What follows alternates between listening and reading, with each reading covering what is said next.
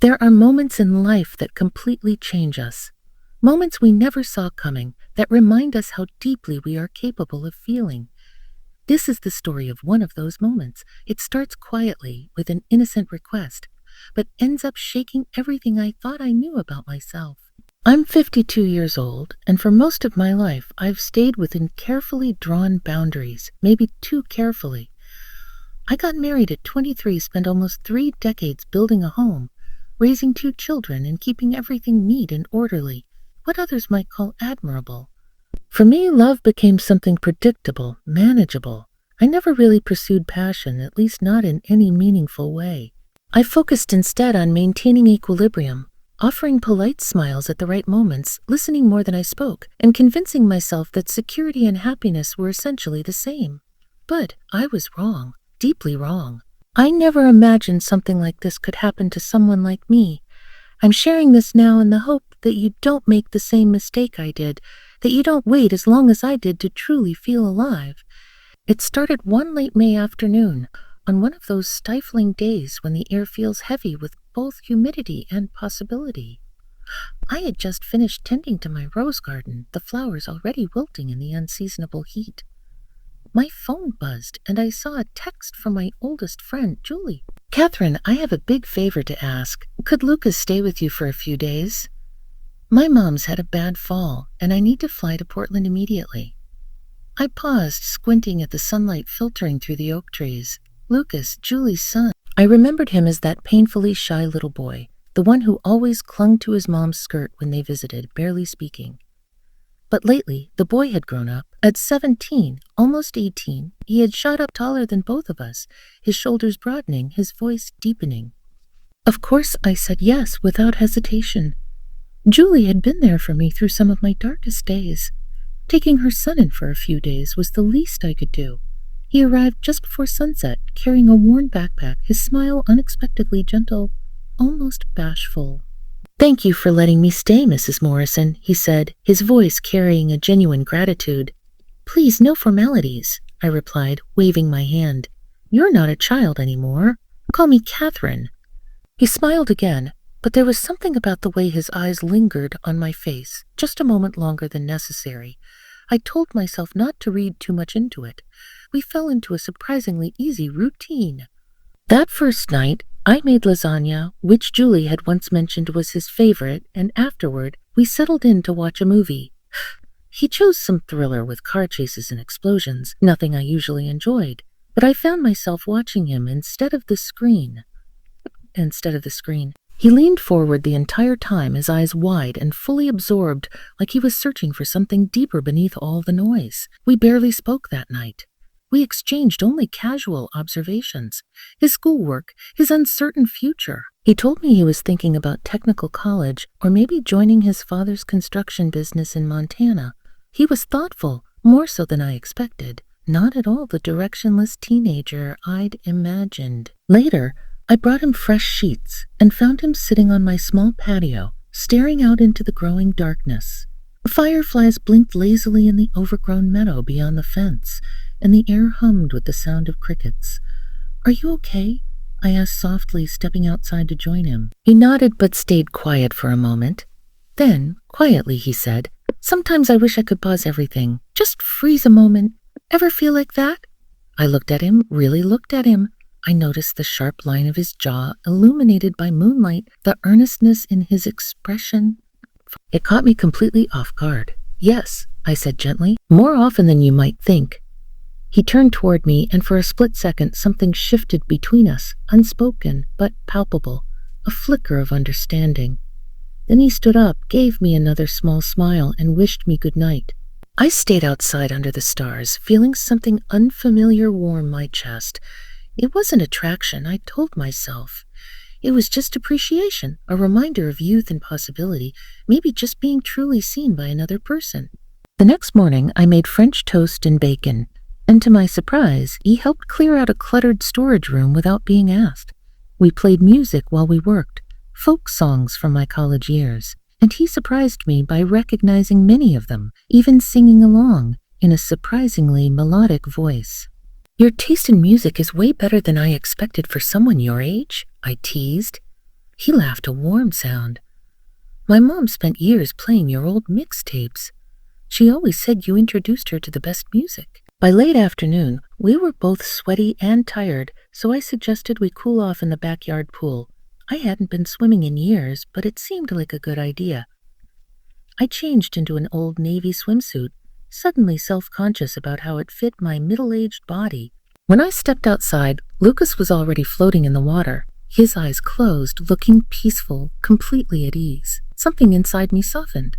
"Come join me," he called, still with his eyes shut.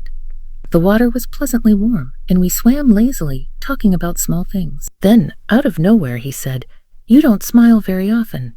I blinked, taken aback. "I smile plenty."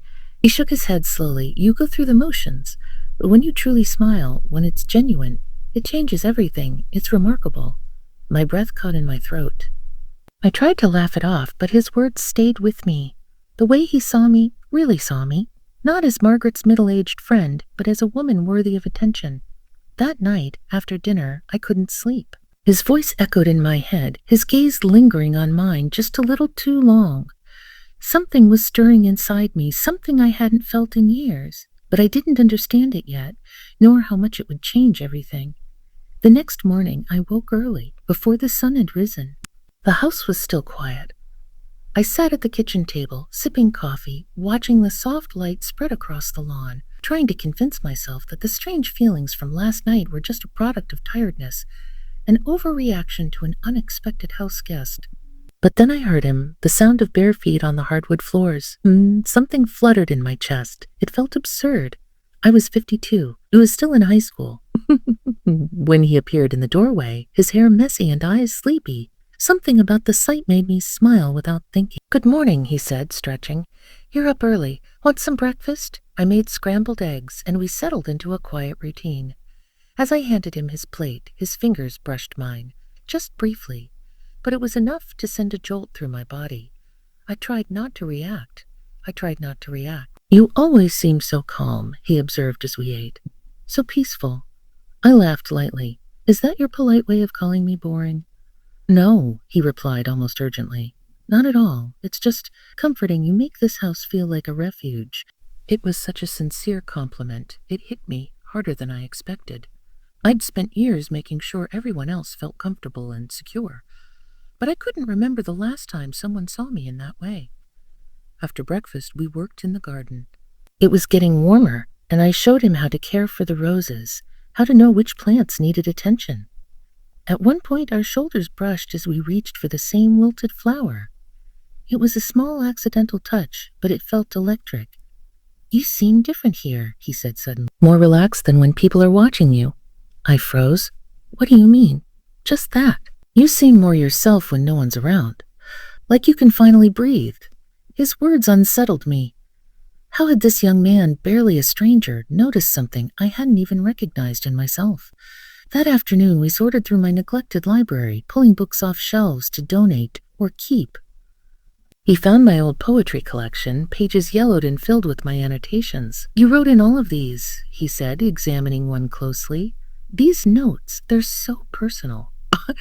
"I was young," I said, embarrassed. "I thought I knew everything back then." "You knew more than you give yourself credit for," he replied, reading one of my old notes aloud.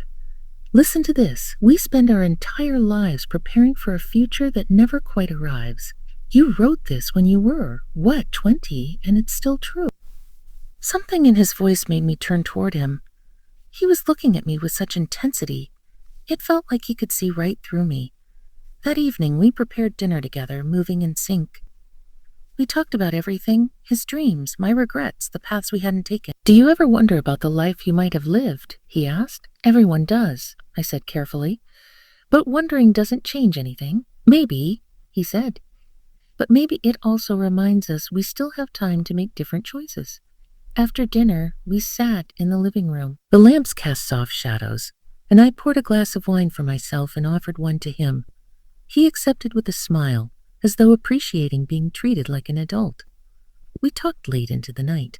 At one point, he said something that made me laugh, truly laugh, for the first time in years. "There it is," he said softly. "That's the real smile I was talking about. He looked at me in that moment, and everything else in the room seemed to fade away. I felt truly seen, perhaps for the first time in a long time. I should go to bed, I said, but I didn't want to. That was the terrifying truth. I didn't want to leave this moment. But I stood anyway, because that's what responsible people do. Good night, Lucas, I said softly. He stood too, moving closer. For a moment, I thought he might hug me, cross that invisible line we hadn't acknowledged, but instead, he took my hand gently in his.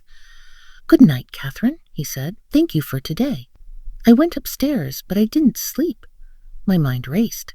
My heart beat far too fast for someone my age. I kept replaying everything, the way his hand had felt in mine. It was dangerous, I told myself, inappropriate, but I couldn't help what I was feeling. The next morning, I found myself at the kitchen table again, staring at the garden, trying to sort out my thoughts. When Lucas came in, his face seemed shadowed, and his smile wasn't as easy. Are you okay? I asked. He hesitated before speaking. Can I ask you something? Yesterday? Did you feel it too, or am I imagining something? I could have denied it. I could have lied, but I couldn't. I felt it, I admitted softly. But that doesn't mean anything should happen. Why not? He asked. Because of 1,000 reasons, I said, struggling.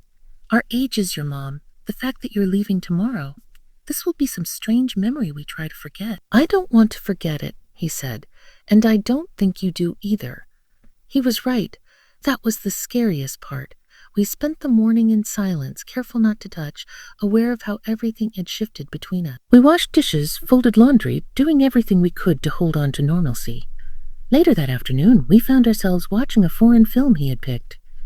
Quiet, slow, filled with silences and unspoken feelings. Halfway through, he reached over and placed his hand on mine. This time, I didn't pull away. I let him, letting our fingers intertwine. When the credits rolled, he looked at me, his eyes searching mine with an intensity that made my heart race. Can I tell you something? He asked quietly. I nodded, too overwhelmed to speak. You're the first person in years who's really made me feel understood.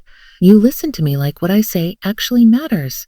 I swallowed hard, feeling something shift within me. You matter, I said quietly. What you say matters. He smiled softly. You're the only one who makes me believe it. I didn't know what to say. Without thinking, I brushed a strand of hair from his forehead, my fingers grazing his skin. He leaned in slightly, and I had to close my eyes for a moment to steady myself. But then, reality snapped back, and I stood abruptly. I need to start dinner. He didn't stop me. He just watched me go. And that night, I found myself sitting in the darkened living room after Lucas had gone upstairs. My thoughts too heavy to sort through. I didn't know what this meant yet, but I knew I would never forget it. At 2 a.m., I heard footsteps coming down the stairs. I didn't turn around. I didn't need to. I couldn't sleep, he said softly. Neither could I. He sat beside me, his voice hesitant. I'm leaving tomorrow.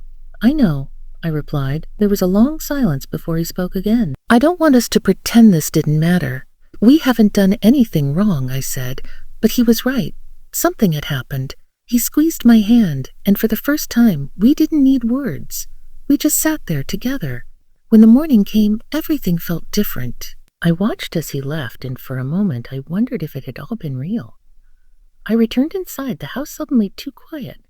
Some things are too fragile to examine too closely, and that's how I understood that we are always capable of feeling, even when we least expect it.